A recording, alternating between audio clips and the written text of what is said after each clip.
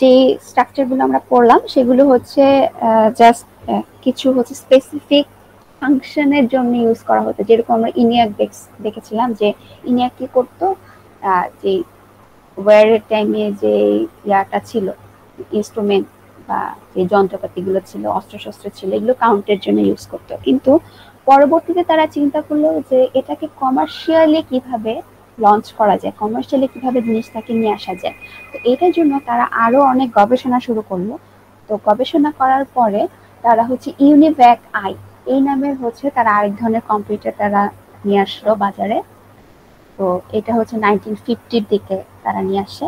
তারপরে 1950 লাস্টে সেটাকে তারা আরো মডিফাই করে, আরো তারা ফাস্টার করে, মেমোরিটাকে আরো বেশি হচ্ছে স্টোরেজ ক্যাপাসিটি তারা রাখে।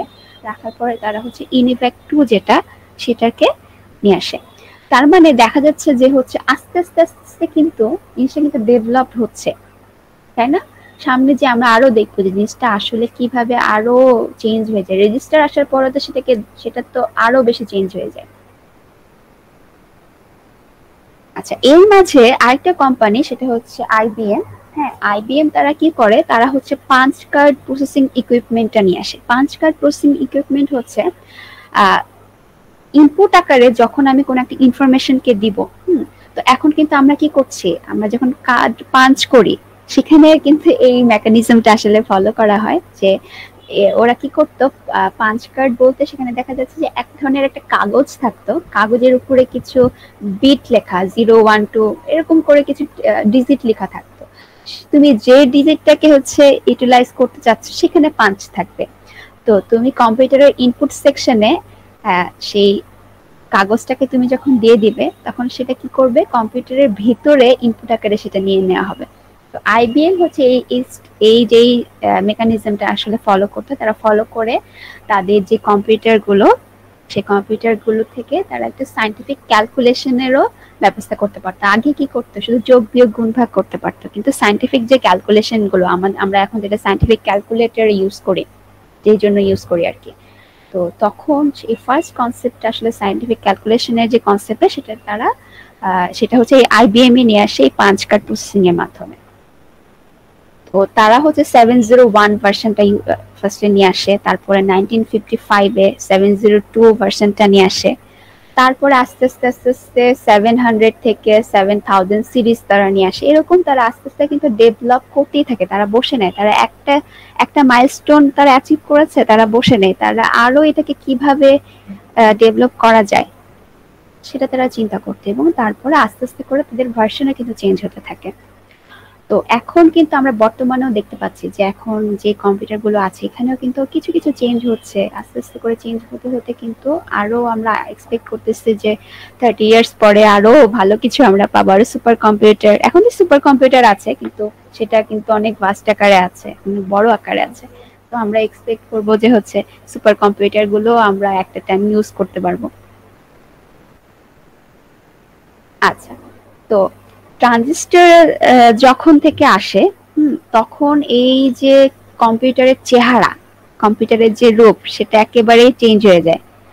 তো এখানে যেটা হয় যে ট্রানজিস্টরের আসলে কাজ কি, তোমরা তো ফিজিক্স পড়ে এসেছো 11 12-এ, 9 10-এ।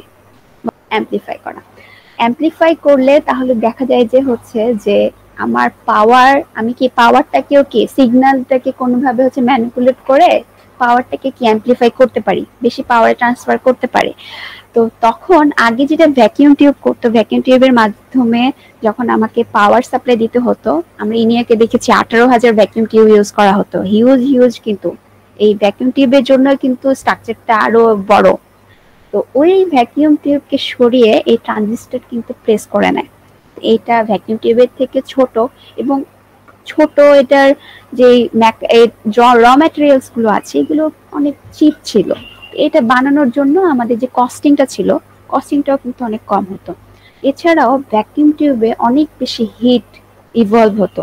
তো হিট ইভলভের কারণে যেটা হতো যে সেটাকে অনেক বেশি কোল্ড একটা রুমে রাখা হতো, কম্পিউটারকে অনেক মানে একটা কোল্ডিং একটা রুমে রাখা হতো, এছাড়া কম্পিউটার পারফর্ম করতে পারতো না ভালো মতো। কিন্তু এই ট্রানজিস্টর আসার পরে মোটামুটি একটু স্টেবল হয়, এখনো অত স্টেবল হয়নি, আমি জাস্ট ফার্স্ট ট্রানজিস্টর যখন আসে তখনকার কথা বলছি। তো তখন কি হয়, হিট যে ইভলভিংটা এটা তখন কমে যায়। কমে যাওয়ার পরে এখানে সলিড স্টেট ডিভাইস, এখানে একটা কথা বলা আছে, এখানে যেটা বোঝায় যে এখানে সেমিকন্ডাক্টর ইউজ করা হয়। সেমিকন্ডাক্টরে যখন ইউজ করা হয়, তোমরা এই সেমিকন্ডাক্টরের অ্যাডভান্টেজে কিন্তু পড়েছো যে সেমিকন্ডাক্টর দিয়ে কিভাবে ইলেকট্রনগুলোকে ইজিলি ওয়ান ফেজ থেকে আরেকটা ফেজে নিয়ে যাওয়া যায়। তো যখনই ইলেকট্রনের মুভমেন্টটা আমি ইজি ভাবে করতে পারবো, তখনই কিন্তু আমার পাওয়ার ডিস্ট্রিবিউশনটা বা পাওয়ার যে ইনপুটটা দেয়া সেটা কিন্তু আমার জন্য ইজি হয়ে যাবে। তো এই টোটালি যে ট্রানজিস্টরের যে ফিচার্স গুলো, এগুলো হচ্ছে আমাদের যে কম্পিউটারটা ছিল আগে ইনিয়াকে বা ভন নিউম্যানের যে আর্কিটেকচারটা ছিল আর কি, সেটাকে কি করে অনেক চেঞ্জ করে দেয়। এবং চেঞ্জ করার ফলে যেটা হয় আর কি, কম্পিউটারটা একটু ছোট আকৃতির হয়ে যায়, তাকে পারফর্ম করা বা তাকে প্রসেস করা কিন্তু অনেক ইজি হয়ে যায়। তো ট্রানজিস্টর আসার পরে মেইনলি হচ্ছে আমরা সেকেন্ড জেনারেশন মেশিন গুলোকে দেখতে পাই। আমরা আগে ট্রানজিস্টরের আগে যে কম্পিউটার গুলোকে দেখেছি সেগুলো ছিল কি ফার্স্ট জেনারেশন কম্পিউটার।